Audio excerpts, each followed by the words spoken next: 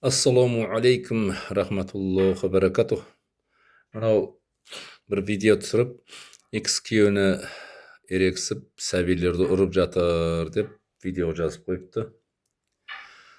Men bilmayman, qizlar qanday tarbiyalanib qoldi. Бұл qizning aka-sheshesi barmi, jo'qmi bilmayman. Biroq бұл qiz aka-sheshesi бар адамға ұқсамайды.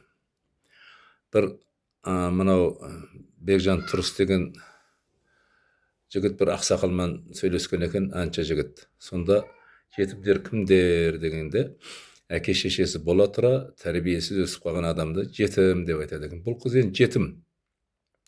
Әке-шешесі бар болғанымен де бұл жетім, ешқандай тәрбие көрмеген, көшеде жаңағындай қисық қыңыр жабай өскен терекке ұқсап әйтеуір өсіп қалған, жүректе ешқандай бір мейірім, шапағат, бір адамдық қасиет мына қызда жоқ. Бұл Аллах Тағала берген сәбиге шүкіршілік қыла алмастан, енді сәбиді сабап ұрып жатыр. Бұндай әйелді балаларға зар қылып, жалғыз өзін өмір өткізу керек. Аллах Тағалаға шүкіршілік қыла алмай отыр. Аллах Тағала бұған нығмет қылып, ана баланы берсе, ұрып, жылатып, не қылып жатыр? Бала не түсінеді? Баланы ұрғаныңда сенің өмірің өзгеретін бе еді? Балаларды сабағаныңда сенің өмірің жақсы жағына өзгеретін бе еді? Сен қандай қызсың? Қандай тәрбие алғансың? Сен кімнен алғансың? Тәрбие дегеннен ешқандай тарif жоқ қой, сенде көрініп тұр ғой. Ой, бейшара болып өскен екенсің, сорлы.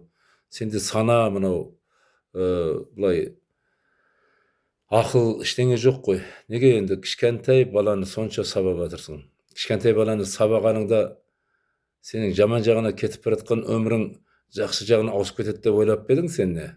Одан бетер ары кетеді. Адамды қорлаған адам өмірі қор болады. Екі дүниесі қор болады, Құдай қаласа. Мына баланы сәби бұл, періште бұлар. Неге сен соншалықты зорлық көрсетіп, соншалықты зұлымдық көрсетіп жатырсың? Мынау өкімет қайда қарап отыр? Бұл баланы анау тәртібие көрмеген жабайы келіншектен ап қою керек қой. Аналық құқықтан айырып, жалғыз өзін қаңқытып жүру керек қой мынандай адам. Қаңғып жүргені жақсы, қаңғып өлгені жақсы. Кейін егер осы балалар аман болса, кейін өле қалсаң, осы балалар көметін еді ғой. Үйіңде еңбектеп отырсаң, осы балалар сен ауқатыңды беріп, бағатын еді ғой. Не істеп жатырсың балаларға? Қатыгез қылып тәрбиелеп жатсың. Мынандай ананың қолынан тәрбие көрген бала қоғамға өте зиянды көп келтіретін бала болады. Сондықтан мынандай ананың қолынан баланы тартып қою керек. Бұған бала лайық емес, анандай балғын, балбыраған жас сәбилерді лайық емес бұлардан тартып қою керек мынандай анадан. Мен қазір көріп, қатты жүрегім ауырып кетті. Адам баласы ғой. Сенің көрсетіп жатқан нәрсеңді иттің күшігіне де көрсете алмаймыз біз. Аяймыз. Қаңсылатып оларды сабай алмаймыз, ұра алмаймыз. Сен өзіңнің туған балаңа жағды істеп тұрған болсаң, сендей тәрбиесіз өскен, сендей жүрегі мұздай болған, жүрегі қоқырсық болып кеткен әйелменен қандай еркек бірге тұрады? Өзің ойлашы, ешкім тұра алмайды ғой сеніменен. Сен жабайысың ғой, жабайы. Аңдар да бұндай қылмайды. Жабайы аңдар, жыртқыш аңдар баласын ары бері тасып жүргенде тісін батырмай көтеріп алып жүреді. Аңнан да төмен адамсың сен. Сен жаман адамсың.